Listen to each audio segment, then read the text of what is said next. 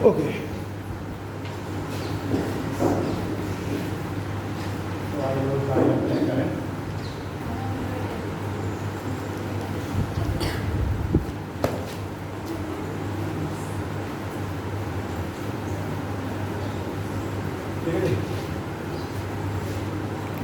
तो इस वीक का हम लोग करंट अफेयर्स हम लोग चर्चा करते हैं। स्टार्टिंग करते हैं हम लोग सबसे पहले परसों की एक न्यूज़ को लेकर के। परसों की क्या, सोमवार से लगातार वो न्यूज़ रिलेटेड है ना। कुछ लोकसभा के सांसदों को सदन से निष्कासित कर दिया गया है ना। तो उससे रिलेटेड कुछ न्यूज़ है कि आखिरकार कौन उनको सदन से हटा सकता है, किन के पास पावर उनको वापस सदन में ज्वाइन कराने की। तो हम लोग देख रहे हैं कि सबसे पहले मंडे को एक साथ राज्यसभा के 19 सांसदों को सदन से निष्कासित किया गया। उसके बाद फिर ट्यूसडे को देखते हैं। ट्यूसडे को लोकसभा के 4 सांसद, ठीक है, 30, और फिर वेडनेसडे को वापस से 1 सांसद राज्यसभा का। यानी वर्तमान में अभी 24 सांसदों को सदन से निष्कासित किया जा चुका है, ठीक है। तो सीधी सी बात है, क्यों किया जाएगा। अभी हम लोगों ने जस्ट अभी 2-3 दिन पहले ही जो हमने पार्लियामेंट में पीठासीन अधिकारी की बात की थी, तो उसमें हमने देखा था कि पीठासीन अधिकारी का दायित्व है, उसकी जिम्मेदारी है सदन के अंदर अनुशासन बना के रखना, ठीक है, सदन की कार्यवाही को ठीक ढंग से संचालित करके देखना। और अगर कोई भी सांसद सदस्य अगर इसमें व्यवधान उत्पन्न कर रहा है तो उसके पास पावर है पीठासीन अधिकारी के पास, प्रिजाइडिंग ऑफिसर के पास, कि वो उसको सदन में आने से रोक भी लगा सकता है या सदन से उसको निष्कासित भी कर सकता है, ठीक है। यह कह दिया जाए कुछ समय के लिए टर्मिनेट कर सकता है, ठीक है। तो यही किया गया। सबसे पहले मंडे को राज्यसभा के 19 सांसदों ने ओवरथ्रो किया, सदन की कार्यवाही को बाधित किया, ठीक है। तो इन 19 सांसदों को सदन से निष्कासित किया गया। अच्छा, ये सभी जो सांसद हैं, ये जो आंदोलन कर रहे थे, जो सदन की कार्रवाई को बाधा पहुंचा रहे थे, वो एक्चुअली पहुंचा उसी लिए रहे थे कि जो अभी हम लोग देख रहे हैं पैकेज जो फूड है उन पर जो GST बढ़ा दी गई है, और GST बढ़ाई गई, मतलब GST लगाई गई पैकेज फूड पर। अभी तक हम देख रहे हैं कि जिस तरीके से ये जो लोइया वगैरह आती है, या फिर दूध है ना, या फिर दही का पैकेट आ रहा है ना, या फिर पैकेज जो अंडे आ रहे हैं, ब्रेड आ रहा है, इस पर GST नहीं लगाई गई है ना। अब इस पर भी GST लगा दी गई है, राइस वगैरह पर भी GST लगा दी गई है, ठीक है ना। यानी अभी भी जो खुला हुआ जो चावल है या खुला हुआ जो लाई है, इस पर भी GST नहीं है, लेकिन पैकेज वाली बात है पोहा, ये भी पहले GST के अंदर है। तो इस बात है उससे महंगाई में फर्क पड़ा, ठीक है। फिर उसके बाद हमने देखा सिलेंडर भी इधर बढ़ गया, 1085 का हो गया, है ना। तो इसी को लेकर के ही ये भी सदन में की कार्रवाई को बाधित कर रहे थे। लेकिन अच्छा, सांसद अपनी बात रख सकता है, उसके पास तो अधिकार है, क्योंकि विपक्ष होता ही इसीलिए है कि वो सरकार की जो भी कार्य है उस कार्य की वो मतलब उस पर क्या करे, उसको काउंटर करे, है ना। लेकिन उस सभी का सदन में ये सवाल करने का भी एक तरीका है, ठीक है। यानी कि हर सांसद को उसकी बारी का इंतजार करना होगा, और अपने बारी पर ही वो जो सामने जो भी मंत्री है उस मंत्री से सवाल जवाब करेगा। अब यहाँ पर किस मंत्री से सवाल जवाब किया जाएगा, निर्मला सीतारमण जी से, और वो अभी इस समय हेल्थ लीव पर है नहीं, है ना, हेल्थ लीव पर है। तो ये सब क्या कर रहे थे, बिना अपनी बारी के इंतजार करे हुए और उपद्रव कर रहे थे। इनसे कहा गया जब निर्मला सीतारमण जी आएंगी तो ये आपकी बात का जवाब देंगी, ठीक है, रिटर्न में जवाब देंगी। लेकिन ये सब नहीं माने, सदन की कार्रवाई उन्होंने रोक के रखा, पूरे दिन सदन की कोई कार्रवाई नहीं हुई। और तब फिर इस समय सदन में बैठे हुए थे वाइस चेयरमैन, मतलब कह दिया जाए जो चेयरमैन है उस समय पीठासीन अधिकारी नहीं थे, चेयरमैन लीव पर थे, उपराष्ट्रपति लीव पर थे। तो जो उपाध्यक्ष है ना, मतलब जो वाइस चेयरमैन है, उपसभापति, जो उपसभापति हैं वो बैठे हुए थे सीट पर। तो उन्होंने 19 को टर्मिनेट किया। अगले दिन लोकसभा में भी यही चीज़ हुई, उसमें भी इनको 4 लोकसभा के मेंबर्स को जो अध्यक्ष हैं ना, ओम बिरला जी, इन्होंने इनको निष्कासित किया, टर्मिनेट किया।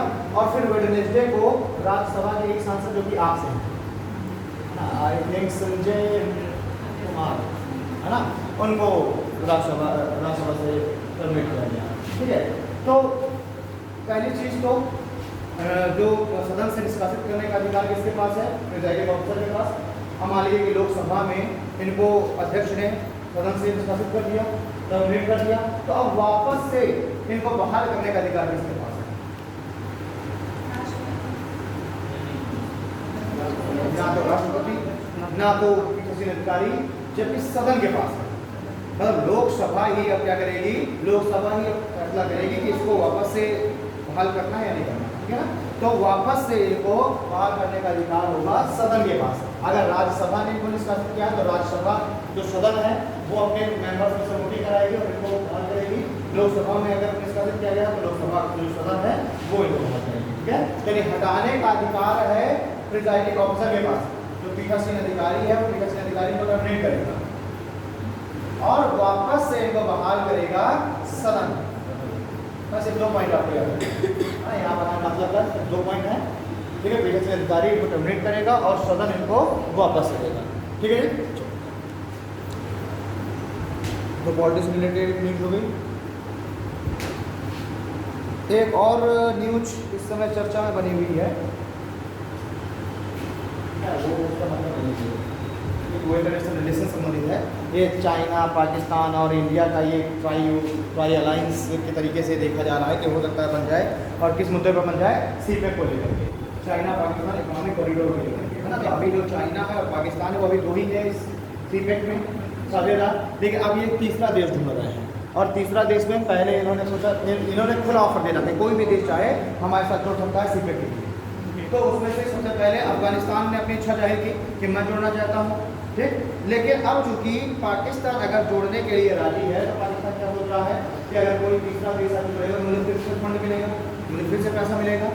भारत लगातार इस सीपेक का विरोध कर रहा है, क्योंकि हम देख रहे हैं कि ये सीपेक कॉरिडोर जो जा रहा है ये जा रहा है भारत के कहाँ से होकर गए, ठीक। और स्टार्ट कहाँ से हुआ है, ये कौन सा बंदरगाह है, पाकिस्तान का ग्वादर पोर्ट, ठीक है। पाकिस्तान के ग्वादर पोर्ट से स्टार्ट हुआ और ये ग्वादर पोर्ट पाकिस्तान में कहाँ है, देखिए पाकिस्तान के पास 2 ही पोर्ट है, एक कराची पोर्ट है और एक ग्वादर पोर्ट है। तो ग्वादर पोर्ट कहाँ पर है, ये बलूचिस्तान में। ग्वादर पोर्ट कहाँ है, बलूचिस्तान में। तो ये जो है ग्वादर पोर्ट से स्टार्ट हुआ बलूचिस्तान से। पाकिस्तान के आप 4 प्रोविंस देखते हैं, बलूचिस्तान, कराची या सिंध, कराची में कराची में क्या कर रहे हैं, सिंध, पंजाब और खैबर पख्तूनख्वा, 4 ही हैं और जिनमें से ये बलूचिस्तान है। अब बलूचिस्तान से होकर के रोड जाएगी, 3000 किलोमीटर की रोड है, 3000 किलोमीटर की रोड है, सीपेक कॉरिडोर से कहा जा रहा है। यानी इसके तहत एक तो हाईवे निकाला जाएगा, दूसरी रेलवे लाइन निकाली जाएगी, तीसरा पाइपलाइन निकाला जाएगा। यानी कि देखिए चाइना यहाँ बैठा हुआ है। अब चाइना को अगर चाइना अगर कुछ माल इम्पोर्ट कर रहा है, एक्सपोर्ट कर रहा है, तो उसको पूरे भारत के नीचे से होकर के जाना पड़ता है, पूरा नीचे से होकर जाएगा, वो श्रीलंका के नीचे से होकर या फिर वार्ता स्ट्रेट से होते हुए साउथ चाइना सी से होकर के, है ना। अब ये जो है ये रोड बनने से चाइना का जो ये जो ट्रेड हो रहा है इसमें लगभग 2,500 से 3,000 किलोमीटर की बचत हो जाएगी और लगभग 1.5 से 2 महीने की बचत हो जाएगी, ठीक है। तो अब यहाँ से आएगा माल और बस यहीं से इसके ग्वादर पोर्ट से ही माल को, या तो जैसे पेट्रोलियम आ रहा है, गैस आ रही है, तो ग्वादर पोर्ट से भेज दिया जाएगा वो पाइपलाइन, और यहाँ पर जिनजियांग प्रांत है,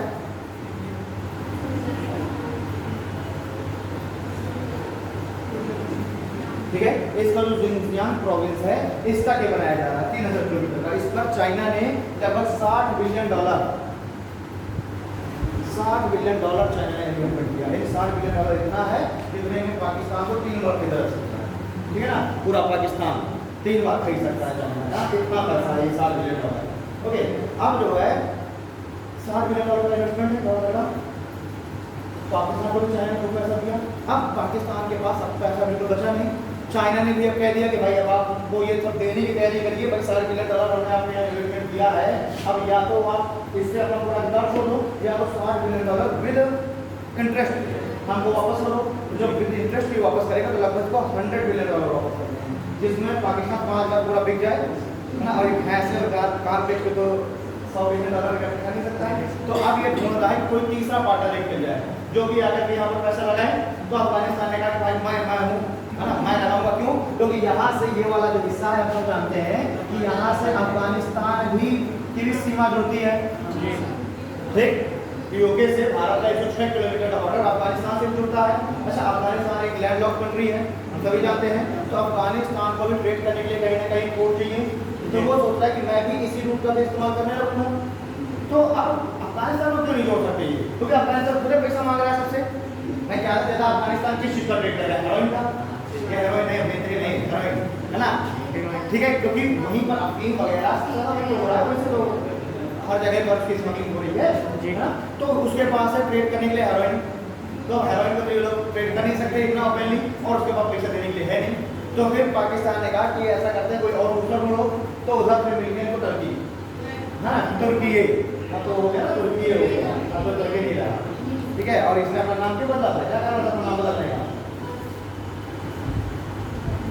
एक पक्षी है नाम है टर्की, पक्षी नाम है टर्की, तो अगर आप गूगल पर डालते थे टर्की, तो टर्की पक्षी को क्या आता था, तो जो ये टर्की देश है इससे कार्य तो बड़ी बेइज्जती हो जाती है, नाम लोग डालते हैं, मेरा देश का नाम पूछने के लिए टर्की, और फिर क्या होता है पक्षी, तो उसने अपना नाम बदल दिया, कर दिया तुर्की, ठीक है, केवल एक पक्षी के वजह से, तो हाँ अब एक अब इनको मिल गया तुर्की, क्योंकि तुर्की अब इस्लामिक जगत का अपने आप को मसीहा बनाना चाह रहा है, और उसका सीधा सीधा उसका एक डिस्प्यूट जो चलता है, उसका एक राइवल कंट्री है, वो है Saudi Arabia. Saudi Arabia Turkey की क्या है, जो राइवल कंट्री है, ठीक, बिल्कुल एक प्रतिद्वंदी, चिर प्रतिद्वंदी, तो अब यहाँ जो अरेबिया है, सऊदी अरेबिया, ये भी अपने आप को इस्लामिक जगत का मसीहा बनाना चाह रहा है, उधर तुर्की बनाना चाह रहा है, तो तुर्की ने कहा टेंशन ना लो, पाकिस्तान मैं तुम्हारे साथ मांगूंगा, लेकिन अब यहाँ पर भारत की ही भूमिका है, भारत की भूमिका ये है, भारत कह रहा कोई दिक्कत नहीं, तो बनाओ ये रोड, हम इस रोड से निकलने नहीं देंगे, ट्रेड नहीं होने देंगे, क्यों, हम इस मुद्दे को लेकर यूएन में जाएंगे, क्योंकि ये है पीओके, अब पीओके में आपका कंट्रोल है, लेकिन आप उस क्षेत्र में कोई भी स्थायी कंस्ट्रक्शन नहीं कर सकते, डिस्प्यूट चल रहा है ना, तो आप इस पर कोई भी स्थायी कंस्ट्रक्शन नहीं करते, तो बात करें कोई दिक्कत तो बनाओ, लेकिन जब ये बन जाएगा तब हम इस पर रोक लगा देंगे, तुम्हारी सब मेहनत बेकार हो जाएगी, तो अब ये पाकिस्तान और चाइना दोनों अब भारत को किस तरीके से राजी करने में लगे, ठीक है, तो ये होता है सीमेंट का, और इसमें देखते हैं टर्की की एंट्री होती है या नहीं होती है, हाँ लगा हुआ तो है कि टर्की भी इसमें मिल जाए। अच्छा एक बड़ा प्रोजेक्ट है, इस प्रोजेक्ट के द्वारा ही चाइना अपने वापस से जो देखिए चाइना ने एक प्रोजेक्ट चलाया है, उस प्रोजेक्ट के तहत चाइना 6 कॉरिडोर बना रहा है, 6 कॉरिडोर बना रहा है, इन कॉरिडोर की मदद से एक रोड तो सीधे चाइना से लेके जाएगा यूरोप, एक रोड लेकर के जाएगा सीधे बांग्लादेश होते हुए और म्यांमार से रिलेट करते हुए इंडोनेशिया तक, ठीक, एक रोड लेकर के जाएगा चाइना से, श्रीलंका से लेकर के साउथ चाइना सी से मलक्का स्टेट होते हुए चाइना श्रीलंका होते हुए निकालेगा, ठीक है ना, एक हो गया, ये हो गया सीपेक, ठीक है, एक से ये जा रहा है रशिया और मंगोलिया तक, है ना, तो इस तरीके से 6 कॉरिडोर बना रहा है चाइना, और ये 6 कॉरिडोर है, ये एक्चुअली में इसका जो चाइना का ओल्ड जो सिल्क रूट था, चाइना का जो ओल्ड सिल्क रूट है, इसी ओल्ड सिल्क रूट को ही चाइना एक बार फिर से शुरू करने की कोशिश कर रहा है, भाई चाइना में आज से 2000 साल पहले से चाइना सिल्क का व्यापार कर रहा है पूरे विश्व के साथ, है ना, रेशम का व्यापार कर रहा है, तो अब ये उन्हीं जो ओल्ड जो सिल्क रूट थे जहाँ से सिल्क का ट्रेड हुआ करता था, ये अब इन्हीं ओल्ड सिल्क रूटों को ही ये फिर से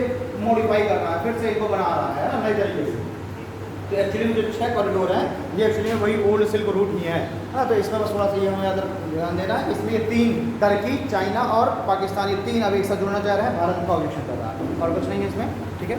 अब थोड़ा सा फैक्चुअल चीज़ों में चलते हैं हम लोग, कुछ और जो अच्छा पिछले बार क्लास में मेरी क्लास कौन सी देखी थी, मंगलवार,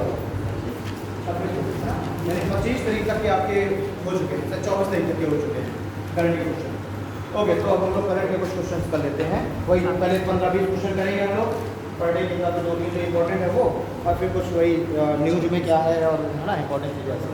अच्छा इस बार का जो न्यूज़ है ना, इसमें थोड़ा सा बीच में चर्चा रही इलेक्शन कमीशन की, ठीक है, इलेक्शन कमीशन भी चर्चा में रहा बीच में, तो उस इलेक्शन कमीशन को भी आज का हम लोग क्लास में देखेंगे, उसमें कुछ पूरा पॉइंट्स हैं क्या हमको याद रखना चाहिए इलेक्शन कमीशन के बारे में, ठीक है, तो उसमें जो इलेक्शन कमीशन है वो हम देखेंगे, उसकी भूमिका क्या है, इलेक्शन कमिश्नर की हम बारे में कुछ चीज़ें देखेंगे, उसका अपॉइंटमेंट वगैरह हो गया, उसका कार्यकाल वगैरह हो गया, उसके पद में उसको जो है ज्वाइनिंग दिलाना या उसके पद से हटाना किस तरीके से होगा, ये आज ही ओके, तो ठीक है, देखना पहला पॉइंट आइए,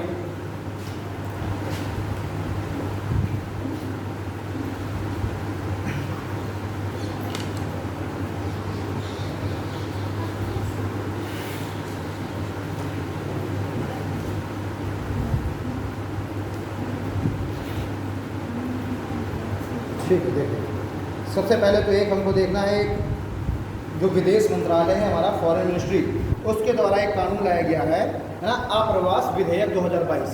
ठीक है, आप्रवास विधेयक 2022 एक कानून लाया गया है हमारे विदेश मंत्रालय के द्वारा। किसलिए लाया गया है? ताकि जो भी अप्रवासी भारतीय भारत आ रहे हैं उनके साथ जो भी फ्रॉड हो रहा है भारत में, उन फ्रॉडों से उनको बचाने के लिए और उनको कुछ भारत में सहूलियत प्रदान करने के लिए। ठीक है,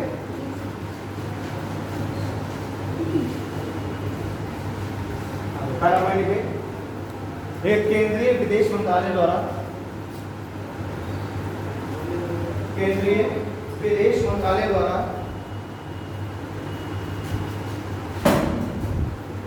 प्रवासियों को, केंद्रीय विदेश मंत्रालय द्वारा प्रवासियों को ठगी से बचाने, केंद्रीय विदेश मंत्रालय द्वारा प्रवासियों को ठगी से बचाने तथा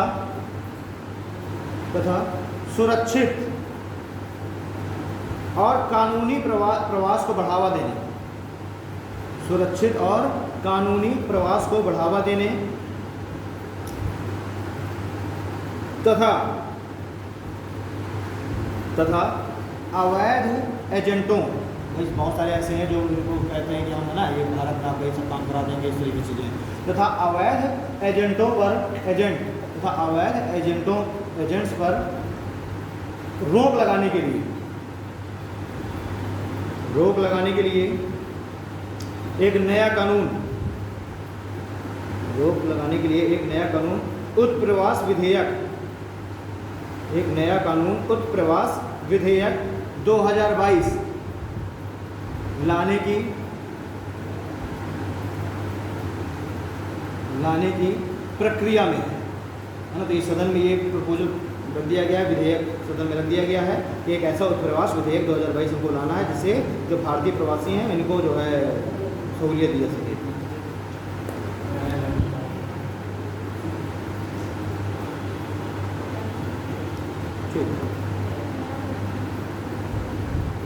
ये तो आप लोग पढ़े ही होंगे न्यूज़ कि श्रीलंका में दिनेश गुणवर्धने ने श्रीलंका के प्रधानमंत्री के रूप में पदभार संभाल लिया है ना। और राष्ट्रपति कौन बन गए हैं? रणिल विक्रमसिंघे। ठीक है जी, तो रणिल विक्रमसिंघे ये मतलब पूछा नहीं जाएगा ना, ऐसे पुराने हो गए, तो रणिल विक्रमसिंघे हो गए राष्ट्रपति। ठीक है, और दिनेश गुणवर्धने हो गए प्रधानमंत्री। ठीक है, और रणिल विक्रमसिंघे ने अब जो है मंत्रिमंडल में शपथ वगैरह का सारा सब प्रोसीजर पूरा कर दिया है। ओके, अगला पॉइंट लिखिए जरा। देखिए, प्रधानमंत्री नरेंद्र मोदी की अध्यक्षता में, प्रधानमंत्री की अध्यक्षता में भारत के केंद्रीय मंत्रिमंडल ने, प्रधानमंत्री की अध्यक्षता में भारत के केंद्रीय मंत्रिमंडल ने भारत और मालदीव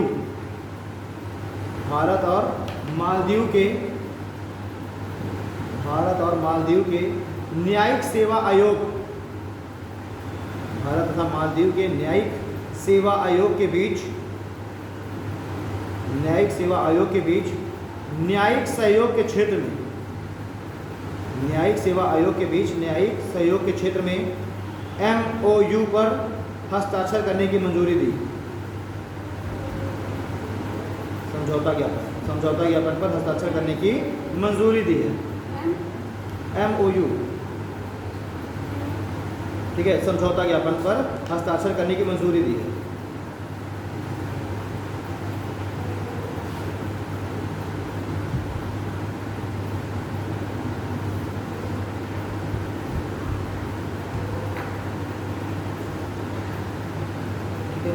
आप लोगों ने वो यूक्रेन और रशिया वाली वो न्यूज़ पढ़ी ली होगी, तो उसमें रशिया रेडी हो गया था कि ठीक है हम यूक्रेन से जो, यूक्रेन पहली बात तो क्या है कि अनाज का बहुत बड़ा एक्सपोर्ट करता है ना, और जब उसके सारे रूट्स बंद कर दिए रशिया ने, तो बहुत बड़ा खाद्यान्न संकट उत्पन्न हो गया। तो जिससे कि यूनाइटेड नेशन में प्रपोजल पास किया गया कि भाई जितने लोग तो ये सब युद्ध से नहीं मर रहे हैं, उतने उससे ज़्यादा लोग भुखमरी से मर जाएंगे। इसलिए जल्द से जल्द यूक्रेन में जो 20 मीट्रिक टन है ना वहाँ पर खाद्यान्न स्टोर है, उसको निकालने का प्रयास किया जाए और उसको डिस्ट्रीब्यूट किया जाए पूरे वर्ल्ड में।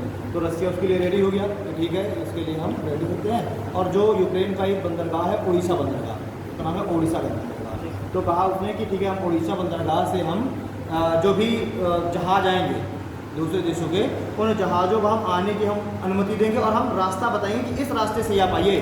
क्योंकि रशिया ने क्या कर रखा है, रशिया ने वहाँ पर ओशन में माइंस बिछा रखी है, ठीक है, जैसे लैंड माइंस होती हैं वैसे ओशन में माइंस बिछा रखी है रशिया ने, ताकि कोई भी जहाज आए जाए नहीं। तो रशिया ने कह दिया कि ठीक है हम एक रास्ता बताएंगे, उसी रास्ते से आप आइए और आ करके जहाज आप अनाज लेकर के आप चले जाइए, लेकिन हम उसकी चेकिंग करेंगे उस जहाज़ की, ताकि कहीं कोई असला बारूद तो नहीं आप लेकर के आ जाए यूक्रेन में देने के लिए, ठीक है।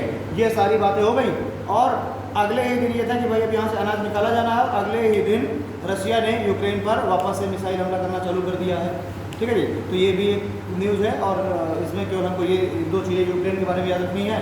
पहली बात तो यूक्रेन सबसे बड़ा एक्सपोर्टर है, मतलब काफ़ी टॉप 5 एक्सपोर्टर्स में से है अनाज का, टॉप 1 एक्सपोर्टर है सनफ्लावर ऑयल का, ठीक है। अच्छा, इतना ज़्यादा इसमें अनाज क्यों होता है यूक्रेन में, ये भी चीज़ों को ध्यान देनी चाहिए, क्योंकि यूक्रेन में इतना ज़्यादा लार्ज प्रोड्यूसर क्यों है ये अनाज का, क्योंकि वहाँ पर एक सॉइल पाई जाती है, सॉइल है चरगोजम। कौन सी मिट्टी पाई जाती है, चरगोजम, ठीक है। चरगोजम मिट्टी ब्लैक सॉइल जैसी है, जैसी ब्लैक सॉइल होती है काली मिट्टी, वैसी है चरगोजम। बस एक अंतर ये है ब्लैक सॉइल और चरगोजम में कि चरगोजम में बायोमास बहुत ज़्यादा है, बायोमास समझ रहे हैं ना आप, है ना। बायोमास यानी कि जैसे पेड़ पौधों की पत्तियाँ उसमें सड़गल जाए, जानवर मर जाए उसमें सड़गल जाए, तो वो क्या बन गया, एक तरीके से खाद बन गया, ठीक। तो चरगोजम जो सॉइल होती है उसमें बायोमास का कंटेंट बहुत ज़्यादा होता है, ब्लैक सॉइल में थोड़ा कम होता है। बाकी है चरगोजम ही ब्लैक सॉइल। ब्लैक सॉइल की प्रॉपर्टी क्या होती है विनोद, ब्लैक सॉइल की विशेषता क्या है, प्रॉपर्टी क्या है ब्लैक सॉइल की?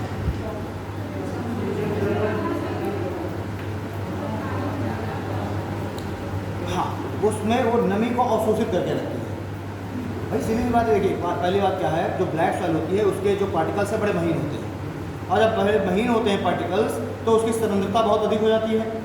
सांद्रता बहुत अधिक होगी तो वो नमी को बहुत ज़्यादा समय तक अवशोषित करके रखेगी, नहीं बहुत चिकनी हो जाती है ना वो। अब देखिए ब्लैक सॉइल में अगर पानी पड़ गया तुरंत वो बिल्कुल से लिबलिबी सी हो जाएगी, ठीक। तो उसके जो कि पार्टिकल्स बहुत छोटे हैं, यानी उसमें चीका, मड और पंख की मात्रा सबसे ज़्यादा होती है। तो जब भी कोई एक चट्टान है, वो जो चट्टान जब असंगठित होकर के टूटती है, और चट्टान कब टूटती है असंगठित होकर के, तो बहुत सारे प्रभावों की वजह से, मौसम में बदलाव जो हो रहा है इसकी वजह से, ठीक है, सर्दी गर्मी की वजह से, या फिर कह दिया जाए कि मालिक पवने इसको असंगठित करके तोड़ देती हैं, है ना, धूप बहुत ज़्यादा है, बारिश है, तो ये सब जो मौसम में परिवर्तन हो रहा है, सर्दियों में वो सिकुड़ गई, गर्मियों में फैल गई, ठीक, बरसात में उसमें पानी भर गया, सर्दियों में वही पानी अंदर जम गया, तो ये सारी जो क्रियाएं चलती रहती हैं, चट्टान टूट के असंगठित होकर टूट जाती है। और जब चट्टान टूटती है तो सबसे पहले कन्वर्ट हो जाती है इसमें बोल्डर्स में, बड़े बड़े उसमें बन जाते हैं बोल्डर्स, ठीक। फिर बोल्डर से और छोटे इसमें पार्ट्स बनते हैं ग्रेवल्स,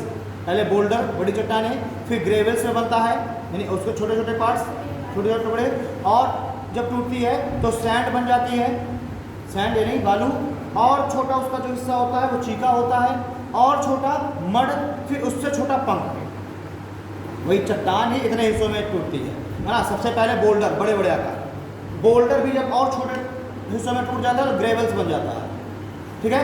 ग्रेवल्स और छोटे हिस्सों में जो टूटता है सैंड बन जाती है, रेत, बालू, ठीक है, और छोटा टुकड़ा चीका, और छोटा मड, फिर पंख, ठीक है। तो जो ये ब्लैक सॉइल है इसमें मड और पंख सबसे ज़्यादा होता है, और मड और पंख सबसे छोटा हिस्सा है। जितना छोटा हिस्सा उसकी सरलता उतनी अधिक। तो सरलता और पारगम्यता इन दोनों में डिफरेंस क्या होता है, एक एग्जांपल देकर बताओ जरा। जैसे मान लीजिए आपने एक तसला गिट्टी ली, गिट्टी को जो तुमने एक जगह पर रख दिया, अब तुमने यहाँ से पानी डाला यहाँ से, पानी जब उस गिट्टी के जब अंदर जाएगा तो तुमको पानी दिखाई देगा क्या, नहीं दिखाई देगा, और कुछ समय बाद वो पानी बाहर निकल जाएगा उसमें। भाई पानी अवशोषित नहीं हो पाया ना, पानी उसका सूखा नहीं ना, निकल करके बाहर हो गया। ये क्या है, इसकी पारगम्यता है, पानी हमें नहीं दिख रहा। से यही चीज़ें जब मैदानों का निर्माण होता है, तो सबसे पहले बनते हैं भाबर के मैदान। भाबर के मैदान किससे बनते हैं, बोल्डर से। वहाँ पर बड़े बड़े चट्टानों के टुकड़े इकट्ठे हो जाते हैं। भाई एक पर्वत है, उस पर्वत के निचले वाले हिस्से में, पर्वत के जो टाउन स्टेट्स वाला हिस्सा होता है, टाउन स्टेट वाला बिल्कुल नीचे वाला हिस्सा पर्वतों के, वहाँ पर जो बोल्डर्स है वो इकट्ठे हो जाते हैं, बड़े बड़े बोल्डर्स। अब नदी तो ऐसा नहीं कि नदी वहाँ पर गायब हो गई, नदी तो आ रही है, लेकिन जब वो बोल्डर में जब नदी अंदर घुसी तो वहाँ पर नदी दिखनी बंद हो गई, क्योंकि सोचो बड़े बड़े चट्टानें पड़ी हुई उसमें बड़े बड़े पत्थर और भी बड़े बड़े पत्थर, तो वहाँ पर नदी तो नहीं दिखेगी ना, नदी तो वहाँ पर बिल्कुल क्या होगी जाएगी, विलुप्त हो जाएगी। और उसके बाद जब नदी और आगे बढ़ेगी, उन बोल्डर्स के आगे बढ़ेगी नदी, तो फिर से नदी एक बार दिखना चालू कर देगी। तो ज्योग्राफी में क्वेश्चन ऐसे भी आपसे बन जाता है कि मैदान के किस हिस्से में नदियाँ विलुप्त हो जाती हैं।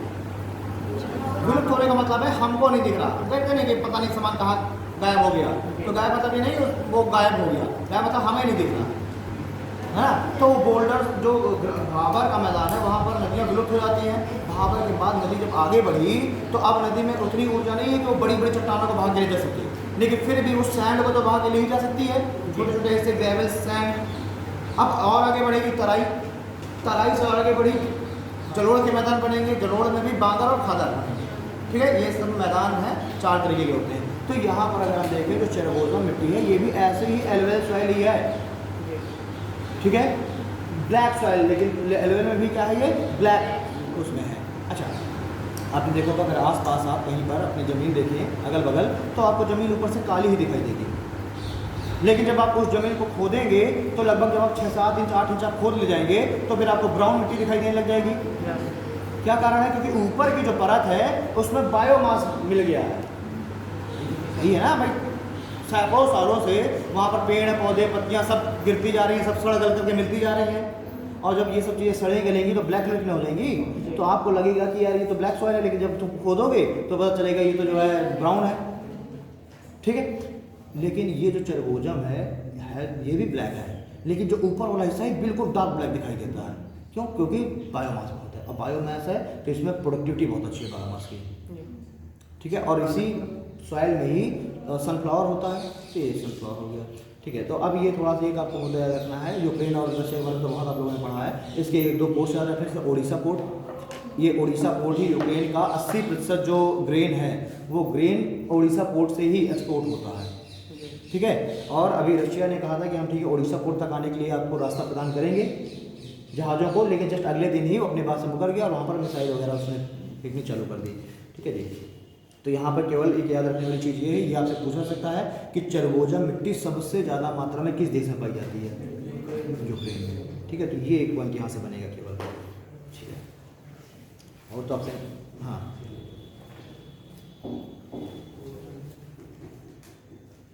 ठीक, चलिए अगला पॉइंट लिखिए जरा।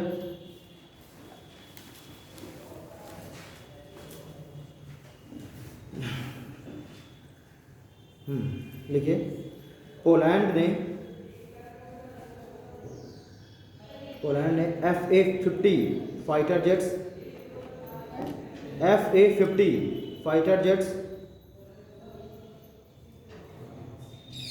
पोलैंड ने FA-50 फाइटर जेट्स डैश करके 48 यानी 48 FA-50 fighter jets 180 K2 black panther tank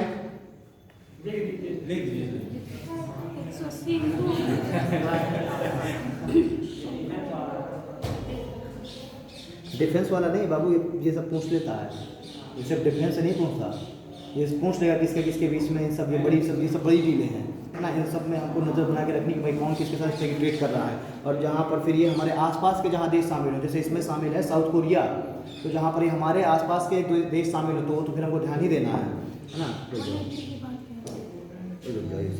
इसमें थोड़ा देखें और क्या है,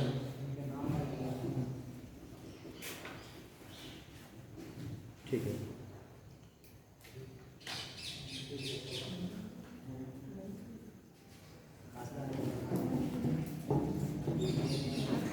भैया 48 खरीदे इसने FA-50, ठीक है। 180 इसने खरीदे हैं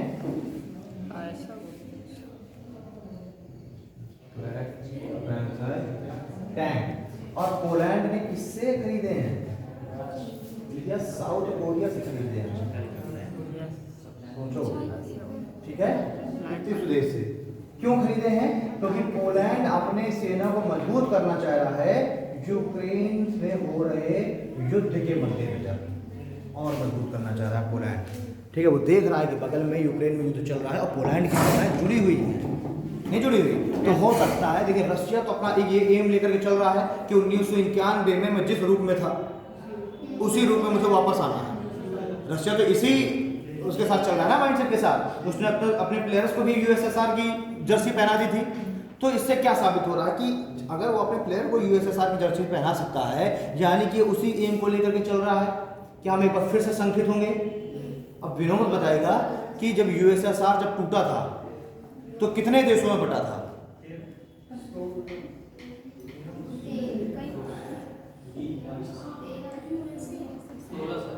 यूएसए, देखो यूएसएसआर को तोड़ करके यूएसए बनवा दिया, पता चल जाएगा जो बाइडेन को तो घर पर लेगा। तो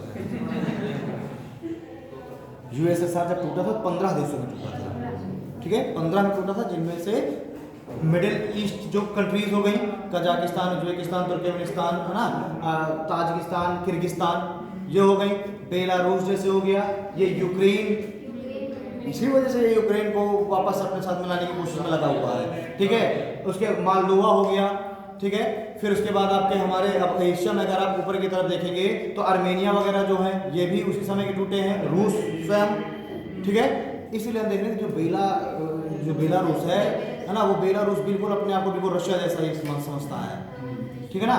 तो बेलारूस और रशिया दोनों बिल्कुल अपनी बिल्कुल बाउंड्री हमने ओपन कर रखी है, और जो रशिया बोलता है वही बेलारूस बोलता है, ठीक है। क्या कर दिया?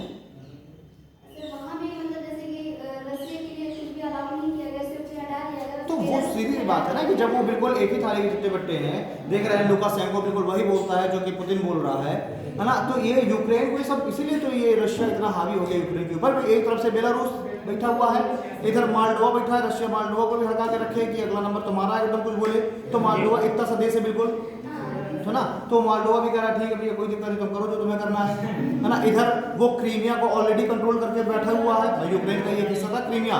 उस क्रीमिया को 2014 में रशिया ने क्रीमिया पर कंट्रोल कर लिया था, और इसी वजह से इसको हटा दिया गया था G8 से, है ना। G8 से हटा दिया गया था इसको, और G7 बन गया था। पहले ये G8 हुआ करता था, इसमें रशिया भी शामिल था, तो इसको 2014 में हटा दिया गया क्रीमिया की वजह से। अब ये फिर वही चीज़ कर रहा है, फिर इसने यूक्रेन को और ज़्यादा हड़पने की कोशिश में लगा हुआ है, ठीक है जी। देखते हैं, हो सकता है कि कुछ समय बाद हमें वही चीज़ दिखाई दे जो क्रीमिया में दिखाई दे रही है। पूरा ऑलरेडी काफ़ी हद तक कब्जा कर ही चुका है, है ना। क्यू तो कब्जे में है ना सर, क्यू तो उसकी कैपिटल है ना, उस पर तो वो पूरी सेना बैठी हुई है। लेकिन देखो अभी भी जो यूक्रेन है उसने भी सरेंडर नहीं किया है ना। तो अभी ये सारी समस्याएं चल रही हैं, अभी देखते हैं आगे क्या होता है। तो अब जो आसपास के जो देश हैं वो भी बिल्कुल सतर्क हो चुके हैं, क्योंकि अगला नंबर अब इन्हीं को समझ में आ रहा है। तो पोलैंड को भी लग रहा है कि मेरी सीमाएं जुड़ी हुई हैं। अच्छा, पोलैंड को एक बार रशिया वार्निंग दे भी चुका है कि भाई तुम ये जो इनके लोगों को अपने शरण दे रहे हो तो ये बंद कर दो। तो अब वो बिल्कुल से अलर्ट है कि अगला हो सकता है नंबर मेरा आ जाए। तो उसने अब अपनी जो डील वगैरह है, ये सब डिफेंस वाले, ये सब हथियारों की डिफेंस डील्स, ये बहुत बड़ी मात्रा में बढ़ा दी पोलैंड ने, ठीक है। तो यहाँ इसने साउथ कोरिया के साथ भी डील कर ली, उधर अमेरिका के साथ भी इसने काफ़ी सारे फाइटर जेट वगैरह खरीदे हैं, F-16 की बात कर रहा है वो अमेरिका के साथ, ठीक है। तो इस तरीके से ये पोलैंड अपने आप को लगा हुआ है। तो इसको जरा लिख लो इस पॉइंट को। पोलैंड ने 48 FA-50 fighter jets, 180 black panther tank आदि रक्षा उपकरण दक्षिण कोरिया के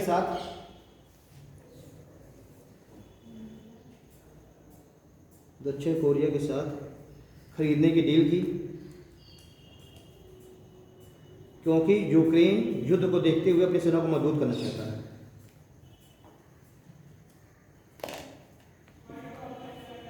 तो यूक्रेन युद्ध को देखते हुए अपनी सेना को मजबूत करना चाहता है।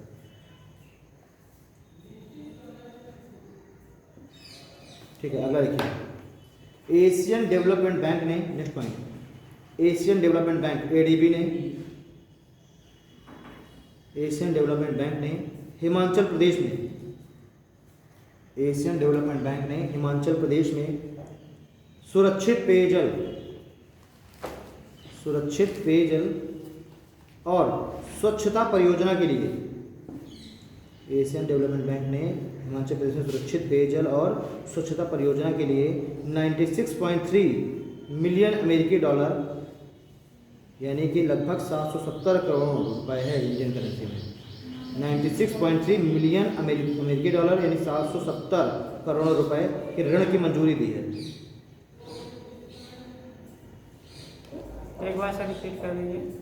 एशियन डेवलपमेंट बैंक ने हिमाचल प्रदेश में सुरक्षित पेयजल और स्वच्छता परियोजना के लिए 96.3 मिलियन अमेरिकी डॉलर यानी लगभग 770 करोड़ रुपए के ऋण की मंजूरी दी है।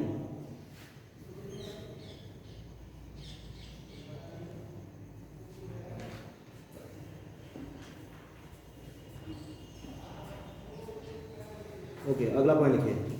Bangalore metro rail corporation limited, Bangalore metro rail corporation limited 5G network का परीक्षण करने वाली भारत की पहली मेट्रो बन गई। Bangalore metro railway corporation limited 5G network का परीक्षण करने वाली 5G नेटवर्क का परीक्षण करने वाली भारत की पहली मेट्रो बन गई। भारत की पहली मेट्रो बन गई।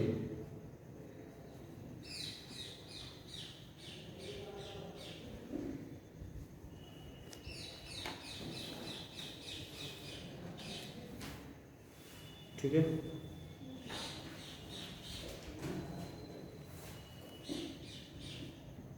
ओके। सर ये 5G नेटवर्क क्या है? हाँ? अरे जो नेटवर्क का है, जैसे 4G आप अभी यूज़ कर रहे हैं स्पेक्ट्रम, तो जैसे 5G स्पेक्ट्रम है ना। Bangalore metro rail. हाँ, मेट्रोज में सबसे पहले अभी इसमें बैंगलोर मेट्रो, अभी मैंने उस दिन पढ़ाया था कि एक भारतीय एयरटेल ने इसका परीक्षण सफलतापूर्वक किया है ना। तो अगर कंपनी में बात की जाए तो भारतीय एयरटेल ने कर लिया है सफलतापूर्वक परीक्षण, और मेट्रोज में सबसे पहली बैंगलोर मेट्रो है जिसने इस 5G नेटवर्क का प्रयोग किया है। ठीक है, अच्छा, एक ये भी पॉइंट है इसमें कि अभी फिलहाल अभी हम देख रहे हैं कि राष्ट्रपति का वो हुआ, शपथ हुआ, तो राष्ट्रपति को शपथ कौन दिलाता है?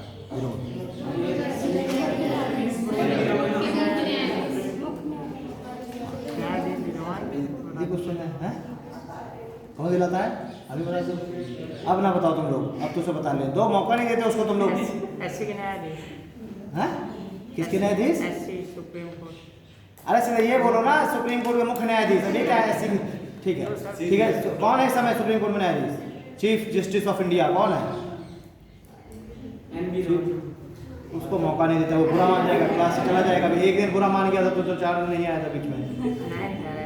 तुम बुरा मान जाते हो यार, इधर मान गया था, इसे इसको बोलने नहीं दे रहा था, कोई बार बार दूसरे जवाब दे रहे थे, तो बुरा मान के चला गया। तो मुझे कह रहा था कि मेरी कोई अहमियत नहीं क्लास में, तो मैं समझाया है ना। ओके, तो अभी द्रौपदी मुर्मू को 25 जुलाई 2022 को, ठीक है, चीफ जस्टिस ऑफ इंडिया ने संसद के सेंट्रल हॉल में राष्ट्रपति पद की शपथ दिलाई। ठीक है, हाँ, तो वहाँ पे एक होता है, एक मतलब एक तरीके से सेमिनार हॉल है संसद के अंदर, तो ये इस तरीके के जो भी आयोजन वगैरह है सब वहीं कराए जाते हैं। ठीक है जी, एक सेमिनार हॉल टाइप में है, तो वहीं पर इनको दिलाया गया। ये पहली महिला राष्ट्रपति कैसे हैं? पहली महिला, पहली आदिवासी महिला, स्वतंत्रता के बाद भी वो बोला गया है ना उसमें, दूसरी महिला राष्ट्रपति और पहली महिला, वो हाँ, दो तरीके से ये बात चल रही है। एक तो आफ्टर फ्रीडम, जब पैदा हुई पहली महिला है प्रतिभा देवी सिंह पाटिल, तो स्वतंत्रता से पहले उनका जन्म हो चुका था, 1947 से पहले जन्म हो चुका था। ये द्रौपदी मुर्मू का जन्म हुआ है 1947 के बाद, स्वतंत्र भारत में 56 में। ठीक है, तो ये स्वतंत्र भारत में जन्मी पहली महिला है और पहली आदिवासी महिला है। ठीक है, दूसरी और सबसे कम उम्र वाली है। ये भी कह सकते हैं सबसे कम उम्र की, सबसे कम उम्र की शेड्यूल ट्राइब। ठीक है, कौन सी जाति से? संथाल। ठीक है, क्या कर रहे हो? अच्छा, वही वो अपने ट्राइबल वेशभूषा पहनते हैं। ठीक है, अच्छा, एक क्वेश्चन और, संथाल ट्राइब से मुझे एक क्वेश्चन याद आ रहा है। विडो है, विडो है, विडो है, विधवा। अच्छा, तो बच्ची रखी हुई है मतलब या गोद लिए हुई है का? वो उसमें न्यूज में तो ऐसे दिखाया था, जब लाइव चल रहा था तब बोल रही थी कि मेरे एक बच्ची भी है, सारे बच्चों की डेथ हो गई और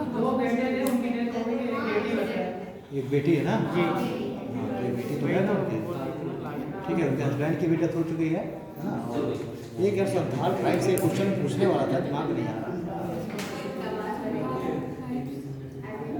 संथाल विद्रोह से संबंधित क्वेश्चन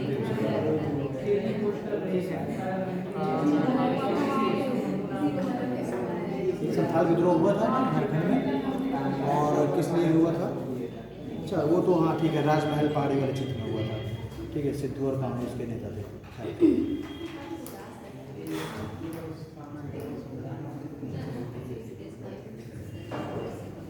और असम सरकार ने अभी नए एक वन्यजीव अभयारण्य की घोषणा की है ना। तो हो सकता है कि सबसे नया जो वन्यजीव अभयारण्य है वो असम में आपके एग्ज़ाम तक हो जाएगा ना, तो उसकी अभी घोषणा कर दी है।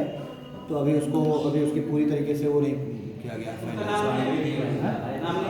अभी इसका नहीं। ठीक है, ये कह दिया गया है कि जो वैली वाला क्षेत्र है, बराक वैली क्या है? बराक नदी, यही वो बराक नदी है जो बांग्लादेश में आकर के नाम जिसका पड़ जाता है मेघना। ठीक, यही बराक नदी है। बराक नदी है जो कि निकलती है मणिपुर की पहाड़ियों से। मणिपुर की पहाड़ियों से निकलने के बाद ये असम वैली में बहती है कुछ दूरी तक, यहाँ पे इसको कहा जाता है बराक वैली, ये बराक नदी है ना। और फिर ये बांग्लादेश में एंटर करती है बराक, इसका नाम पड़ जाता है मेघना, और मेघना फिर मिल जाती है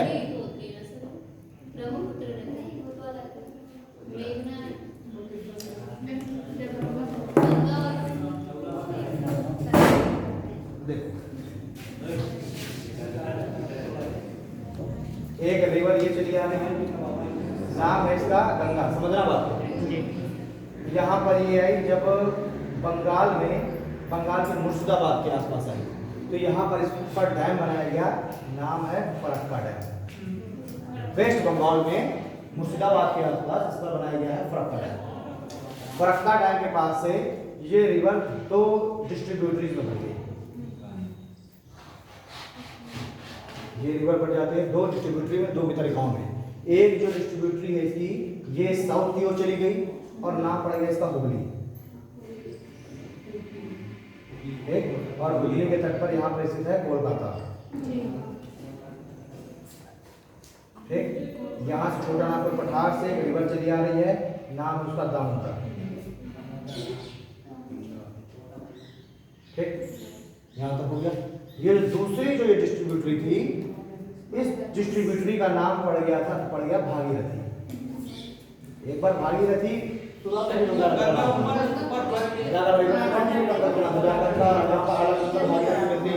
देवप्रयाग में जहाँ पर उनका मिलन हो रहा है, वो जगह पे भागीरथी है, यहाँ पर भी इसका नाम पड़ा भागीरथी। ठीक है, भागीरथी से एक नदी चली आ रही है सिक्किम की पहाड़ियों से निकलती हुई, नदी का नाम है क्या नाम था? महानंदा।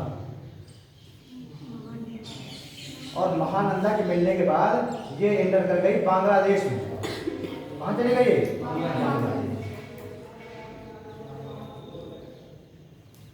ठीक, एक क्वेश्चन तो देखिए बनता है, इसे गंगा से मिलने वाली भारत में मिलने वाली अंतिम नदी महानंदा। ठीक है, भारत में गंगा से मिलने वाली अंतिम नदी महानंदा। अब जैसे ही ये अंदर गई बांग्लादेश में, तो अब इसका यहाँ पर नाम पड़ जाता है पद्मा। ठीक, बताना पड़ गया। इधर से तिब्बत से, और तिब्बत के मानसरोवर से एक नदी निकली ब्रह्मपुत्र। ठीक, एक्चुअली में इसका नाम क्या था वहां पर? और यरलुंग जांगो, शांगो, यरलुंग जांगो। ठीक है, इसके 2-3 बार नाम पूछे गए हैं, इनमें से कौन सा ऑप्शन सही है? और ब्रह्मपुत्र के 6-7 ऑप्शन मिलेगा, एक ऑप्शन है ना। तो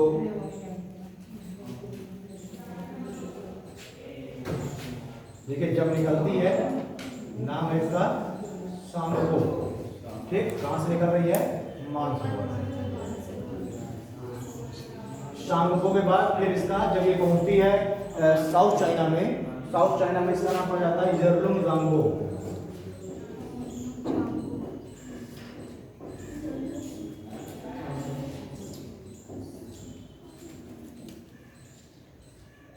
ठीक, उसके बाद जब ये जस्ट भारत में इंटर होने वाली होती है, जब भारत में बिल्कुल सिंटेक्सल फोल्ड बनाते हुए जब भारत में इंटर होने वाली होती है, नामचा बरुआ पहाड़ी के बिल्कुल पूर्वी हिस्से से, नामचा बरुआ पहाड़ी है अरुणाचल प्रदेश में, है ना। ये है नामचा बरुआ, और नामचा बरुआ पहाड़ी के जब एक पूर्वी हिस्से से जब भारत में इंटर होने वाली होती है इस तरीके से, फिर नामचा बरुआ पहाड़ी को काटती है, और जब ये बिल्कुल जब इंटर हो रही होती है जस्ट उसी समय इसका नाम पड़ जाता है झियांग।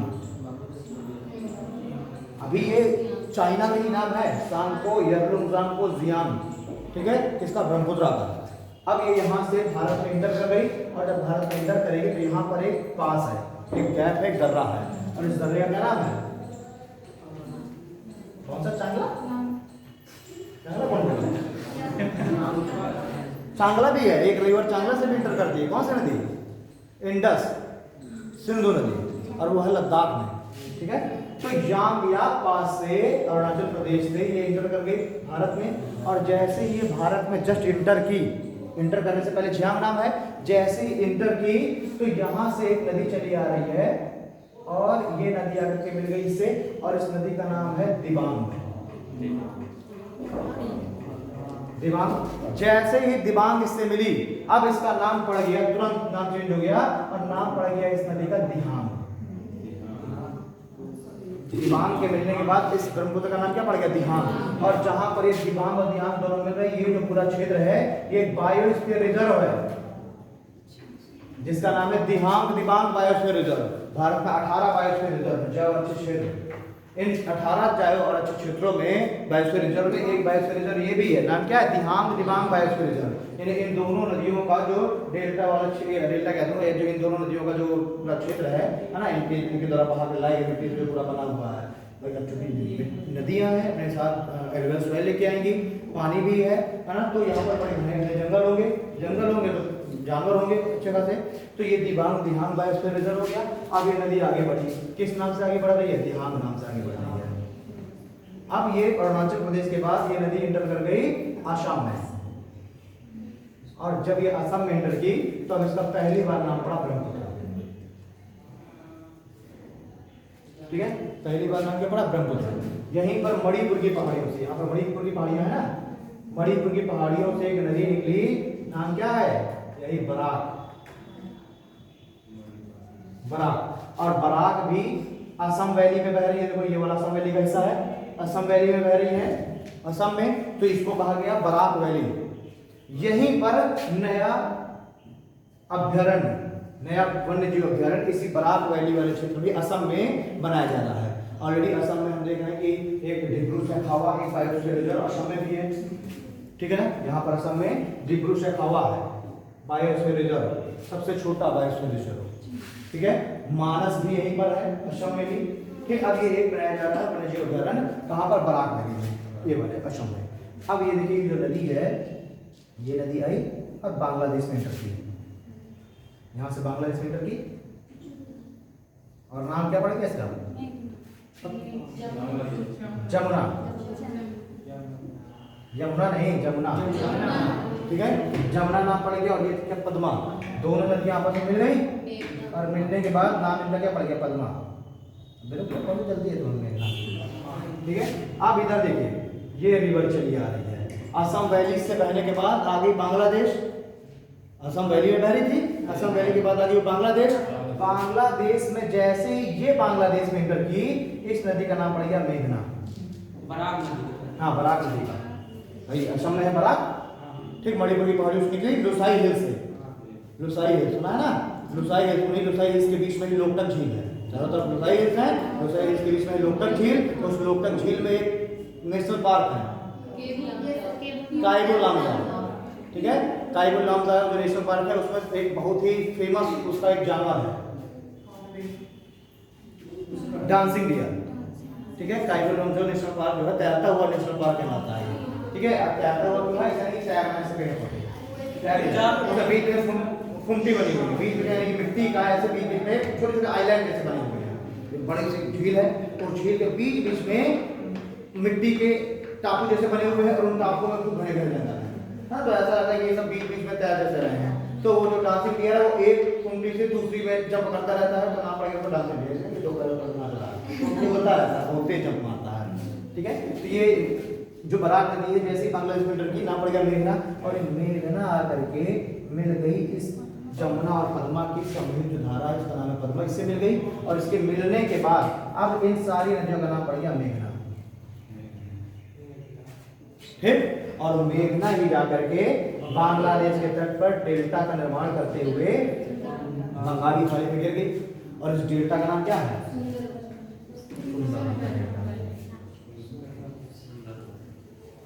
ठीक है। इधर देखिए हुगली चली आ रही है, हुगली भी गिर गई डेल्टा का निर्माण करती हुई बंगाली खाड़ी में। और इसका क्या नाम है?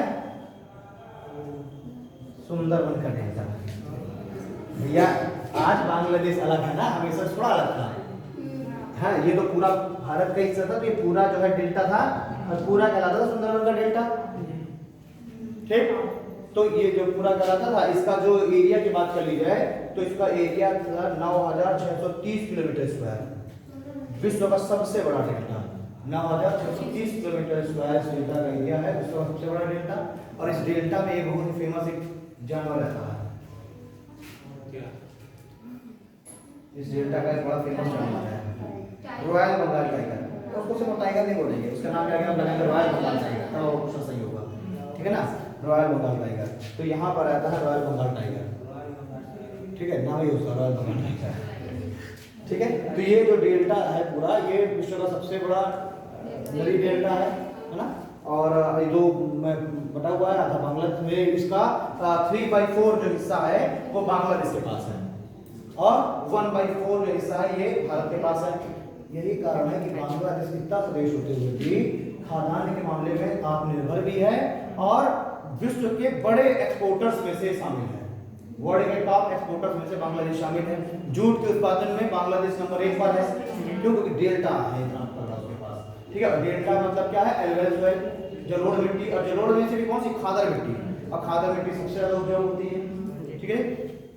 इस सुंदरबन डेल्टा के बारे में कुछ पॉइंट्स देख लीजिए। 1973 में इस सुंदरबन के डेल्टा को टाइगर रिजर्व घोषित किया गया। 1973 में सुंदरबन के डेल्टा को घोषित किया गया टाइगर रिजर्व, ठीक है। ये भी आपके एनवायरनमेंट से रिलेटेड क्वेश्चन हो गया। उसके बाद 1984 में इसको घोषित किया गया नेशनल पार्क, एंड 1987 में इसको घोषित किया गया बायोस्फीयर रिजर्व। तो 1973 में सुंदरबन का डेल्टा क्या होना चाहिए? टाइगर रिजर्व घोषित किया गया। 84 में नेशनल पार्क और 87 में बायोस्फीयर रिजर्व जैव क्षेत्र, ठीक है जी। तो 3 क्वेश्चन यहाँ से आपके मिल गए थे, हम ध्यान नहीं देते तो यहाँ से आते हैं। टाइगर रिजर्व मतलब है टाइगर्स के लिए प्रोटेक्शन के लिए। अभी कल ही तो था ना टाइगर संरक्षण दिवस, हाँ भेजता रहता हूँ इस तरह की चीजें, देखते रहता आज उसको पहला है ना। तो आज जो है टाइगर संरक्षण दिवस है और आज ही जो है, हाँ अभी इस समय, हाँ जिससे एक क्वेश्चन और याद आया, अभी नामीबिया से 8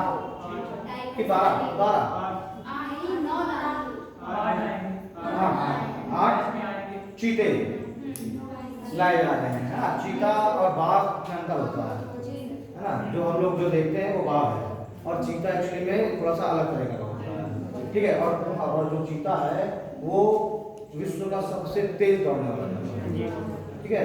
तो उसकी जो बॉडी है वही बिल्कुल ऐसे दिखती है, बाघ के भी काफी मोटा तरह दिखता है, वो बिल्कुल उसकी बॉडी बड़ी, उसकी जो हड्डियां बड़ी फ्लेक्सिबल होती है, इसलिए बहुत तेज दौड़ता है, ठीक है। वो कंटीन्यूअस 80 किलोमीटर प्रति घंटे की स्पीड से दौड़ सकता है और अगर उसको आवश्यकता पड़ गई तो 100 तक पहुंचा सकता है, इतना तेज दौड़ता है, ठीक है।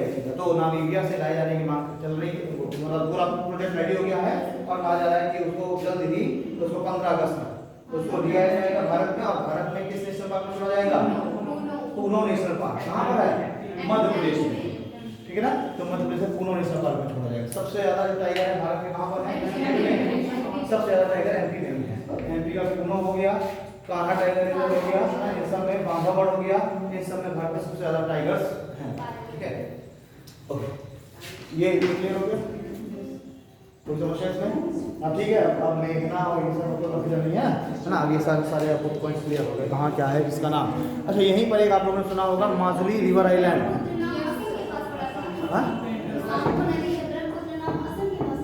सांगपो, असम ब्रह्मपुत्र पड़ा है असम में, सांगपोहट चाइना तिब्बत में, चाइना में, है ना। यहीं पर एक अब रिवर आइलैंड है और उस रिवर आइलैंड का नाम है माजुली आइलैंड, है ना, जो कि विश्व का एक समय सबसे बड़ा रिवर आइलैंड हुआ करता था। एरिया होता था उसका 1250 किलोमीटर का, माजुली आइलैंड, है ना। माजुली इसका एरिया हुआ करता था 1250 किलोमीटर स्क्वायर, जो कि आज वर्तमान में घट के रह गया है मात्र 650 किलोमीटर स्क्वायर। ठीक है, इसका लगातार कटाव हो रहा है, वही नदियाँ लगातार इसको क्या कर रही हैं, काटती जा रही हैं। तो ये 1250 किलोमीटर का हुआ करता सबसे बड़ा विश्व था, अब ये छोटा रह गया 650 किलोमीटर का। वर्तमान में अगर विश्व के सबसे बड़े नदी की बात कर ली जाए तो ये है नदी, एक आइलैंड है इसका नाम है बनावल नदी द्वीप। ठीक है, और ये बनावल जो नदी द्वीप है ये है वर्तमान में ब्राजील में। ठीक है, और एक नदी है इसका नाम है आरामिया नदी। ब्राजील में एक नदी इसका नाम आरामिया नदी। इस आरामिया नदी पर बना हुआ है रिवर आइलैंड बनावल, जो कि वर्तमान में विश्व का सबसे बड़ा नदी द्वीप है। एक समय माजुली हुआ करता था, बड़ा माजुली, लेकिन अभी हमारे ग्रहों में माजुली ही ना। तो अगर इन केस कभी ऑप्शन में अगर बनावल रिवर आइलैंड लिखा हुआ है तो फिर आपको बनावल ही लगाना है ना। कहाँ नहीं था? अरे लंबे समय से 2017-18 में हो गया था, लेकिन अभी तक हमारी जो बुकें हैं उसमें अभी वही माजुली लेके चले आ रहा है। मैं बता रहा हूँ अगर ऑप्शन में कभी बनावल लिखा आ जाए तो फिर आपको एक मिनट ट्रेडिशन ही फॉलो करना, फिर आपको बनावल ही लगाना है तो ऑप्शन आ जाएगा। अगर नहीं ऑप्शन में तो फिर माजुली लगाओ, तो मजबूरी है। ठीक है, सर जैसे दोनों आता तो अगर दोनों आते हैं ज्यादा चक्कर जमा के आयो किसको तो बनावट सबसे बड़ा है ना। इससे अभी ये चूंकि एरिया इसका घट गया है ना। देखिए जो बनावल रिवर आइलैंड है उसका जो एरिया है वो है लगभग 970-80 किलोमीटर स्क्वायर। ठीक है, इसका हुआ करता था 1250, तो ये बड़ा था। अब एक घट के बचा है मात्र 650 किलोमीटर स्क्वायर, छोटा हो गया। ठीक है, ये किस नदी पर बना हुआ है माजुली? ब्रह्मपुत्र पर। कहाँ पर बना हुआ है? असम में। ठीक है, और असम में कहाँ पर बना हुआ है? इस जगह पर। ठीक है, यहाँ पर बना हुआ है, सॉरी यहाँ पर बना है असम में। ठीक है जी, माजुली। अब बिल्कुल यही माजुली के पास ही एक जगह है असम में जिसका नाम है धुबरी। धुबरी एक जगह है असम की, उसी धुबरी स्थान के नजदीक ये माजुली आइलैंड है। ठीक है जी, और ये जो माजुली आइलैंड है इसके बारे में कुछ चीजें सुन लो। इसको असम की कल्चरल कैपिटल कहा जाता है, सांस्कृतिक राजधानी कहा जाता है असम की माजुली आइलैंड, क्योंकि इसमें असम की सबसे पुरानी जनजातियां निवास करती हैं। ठीक है, तो असम की सबसे पुरानी जनजातियां निवास करती हैं इस माजुली आइलैंड पर, इसलिए इसको उसकी सांस्कृतिक राजधानी कहा जाता है माजुली को। ओके, तो जो है कहाँ से कहाँ बात पहुँच गई? कोस बराक से। ठीक है, तो असम सरकार ने बराक घाटी में वन्यजीव अभयारण्य के निर्माण की मंजूरी दे दी है। ओके, दे दी है तो पॉइंट में लिखवा दीजिए किसको? बच्चे हो पॉइंट में लिखवाएं ना, ये पॉइंट में लिखोगे 15-20 मिनट लग जाएगा। ऐसे बनाओ और ऐसे ही प्रैक्टिस करो, समझ चला गया? ऐसे ही समझ में आता है। अब पॉइंट में अगर लिखवाऊंगा, मान लो अगर ये ना बनाता, अब पॉइंट में लिखवाता तो केवल रटते ही रह जाते, कौन कहाँ क्या हो गया। रिवर्स, माउंटेन्स, है ना, ये सारे कुछ ऐसे ही पढ़ो, मैप से ही। ठीक है, राजू सर भी मैप से ही तो पढ़ाते हैं, है ना, तो इन सबको ऐसे ही पढ़ो। मतलब अब एक दिन में सब पढ़ा देंगे क्या? अच्छा, ये अभी हाँ, उन्होंने किसी भी से उसमें नहीं पढ़ाई ना पिछले।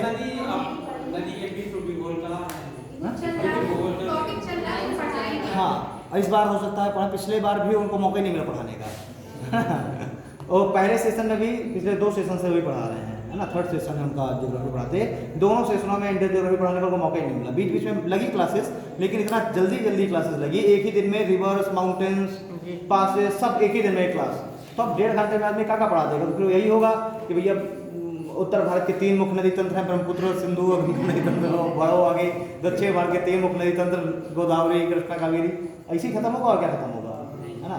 इस बार समय मिलेगा तो इस बार डिटेल से पढ़ाएंगे, बीच बीच में ऐसा मौका मिलता ना करेगा एक टॉपिक। हाँ, सब ना। चलिए अच्छा अगला पॉइंट लिखिए।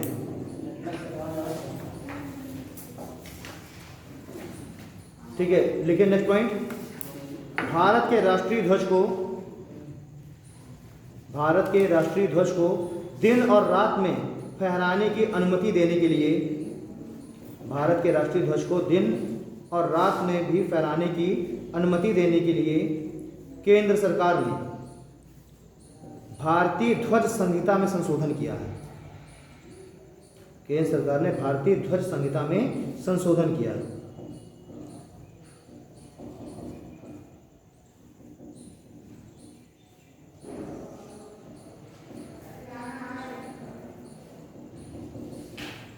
ओके, अगला पॉइंट लिखिए।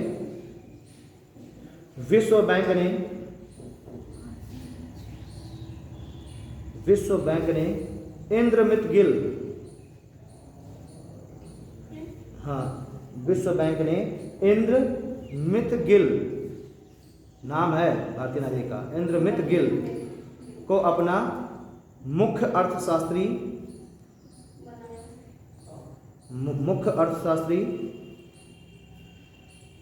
और विकास अर्थशास्त्र का वरिष्ठ उपाध्यक्ष नियुक्त किया।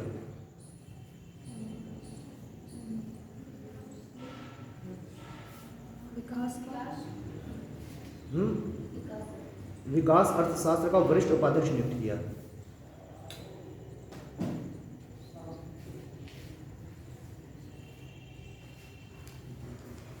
ओके, नेक्स्ट पॉइंट लिखिए।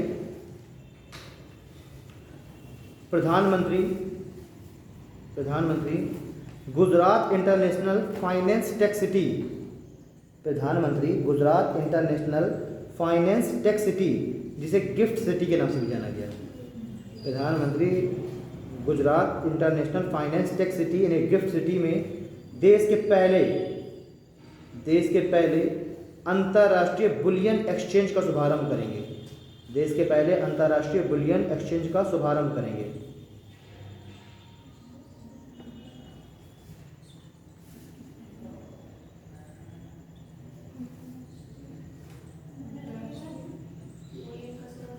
देश के पहले अंतर्राष्ट्रीय बुलियन एक्सचेंज का शुभारंभ करेंगे। ठीक है, अच्छा वो जानते हो तुम लोग रामसर साइट्स क्या होते हैं? क्या होती हैं रामसर साइट्स को हिंदी में क्या बोल देते हैं हम लोग? ठीक है, आर्द्रभूमियाँ होती क्या है एक्चुअली में?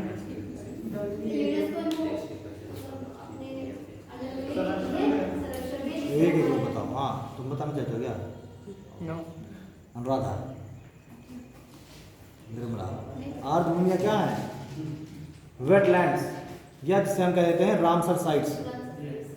पहली बात तो ये रामसर साइट्स किस कन्वेंशन, ये रामसर ही नाम क्यों पड़ा?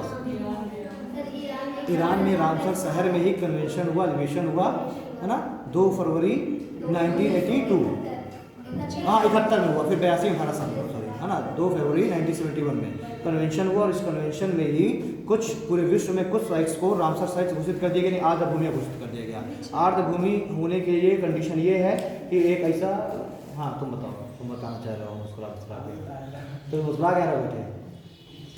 हाँ, तो कुछ ऐसी साइट्स घोषित चिन्हित की गई जहाँ पर वर्ष भर पानी जमा रहे। ठीक, देखिए पहली बात तो मतलब एक चीज़ कंडीशन ये है कि वर्ष भर पानी की अवेलेबिलिटी होनी चाहिए। दूसरा चीज़ 6 मीटर से अधिक गहरा होना चाहिए। ठीक है ना, तो इस तरह के कुछ इसके लिए वो है क्राइटेरिया निर्धारित किए कि ये कुछ शर्तें फुलफिल करे, उसको हम घोषित कर देंगे रामसर साइट्स। ठीक है, तो अभी तक भारत में जो रामसर साइट्स थी वो थी 49, अभी तक क्या कह रहा हूँ, अभी तक 49 थी, अब 5 साइटें और बढ़ा दी गई हैं, तो कितनी हो गई? 54, 5 बढ़ाई गई है ना। तो इसको जरा लिख लीजिए, इस पॉइंट को लिख लीजिए। हाल ही में अंतर्राष्ट्रीय महत्व के 5 नए आर्द्रभूमियाँ नामित की गई हैं। हाल ही में भारत ने अंतर्राष्ट्रीय महत्व की 5 नई आर्द्रभूमियाँ नामित की गई हैं, जिसमें तमिलनाडु में 3,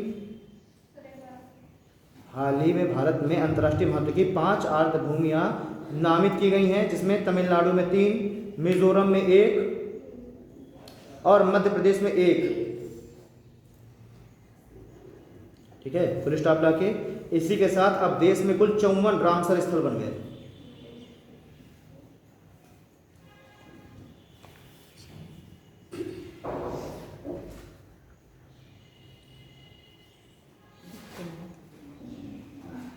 ठीक है,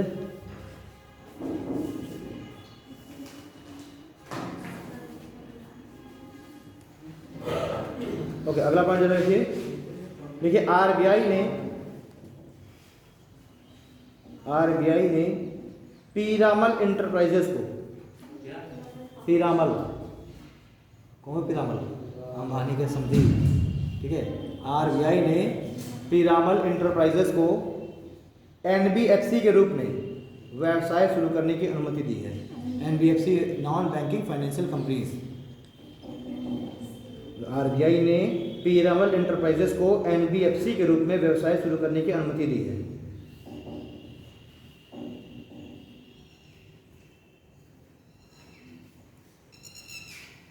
ठीक है, तो एनबीएफसी क्या होती है वैसे? वो तो पहचान गया, नॉन बैंकिंग फाइनेंशियल कंपनी। कुछ उसके थोड़ा सा और मतलब उसके डिटेल कुछ बताओ, उसकी डेफिनेशन। देखिए, बैंकिंग जो कंपनीज हैं ये क्या है, इनका काम क्या होता है, मतलब कि लोगों का, देखिए मेन डिफरेंस क्या है, ये जो बैंक्स होते हैं ये लोगों का पैसा भी एक्सेप्ट कर सकते हैं, यानी कि ये जो है डिपॉजिट ले सकते हैं, बट जो एनबीएफसीज होती हैं ये डिपॉजिट नहीं ले सकती, है ना। ये क्या कर सकती हैं, आपको लोन, जैसे महिंद्रा फाइनेंशियल कंपनीज हो गई, है ना, मैग्मा है ना, और श्रीराम वगैरह है, बहुत सारी इस तरीके की हैं, बजाज की भी है। तो इस तरीके से जो कंपनी है ये एनबीएफसी कहलाती है, जो आपका जो डिपॉजिट है वो नहीं लेती, ठीक, और उस डिपॉजिट पर आपको किसी भी तरीके का इंटरेस्ट नहीं देती। जब डिपॉजिट नहीं लेगी तो इंटरेस्ट कहाँ से लेगी, उसमें आप अपना अकाउंट नहीं खुलवा सकते, ठीक है, वो आपको एटीएम की सुविधा नहीं देती। तो ऐसी कंपनीज करेंगी एनबीएफसी, लेकिन आपको लोन प्रोवाइड करेंगे, कार लोन लेना है, होम लोन लेना है, बिजनेस लोन लेना है, आपको लोन देंगी, तो वो क्या एनबीएफसी है, ठीक है ना। तो बैंक और एनबीएफसी में ये डिफरेंस है। ओके, एक लास्ट पॉइंट लिख लीजिए। विप्रो लिमिटेड ने नोकिया के साथ डिजिटल परिवर्तन के लिए एक नए अनुबंध पर हस्ताक्षर की घोषणा की।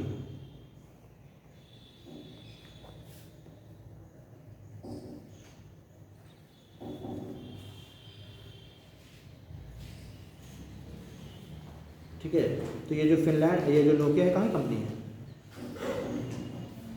नोकिया कहाँ कंपनी, कौन देश की है?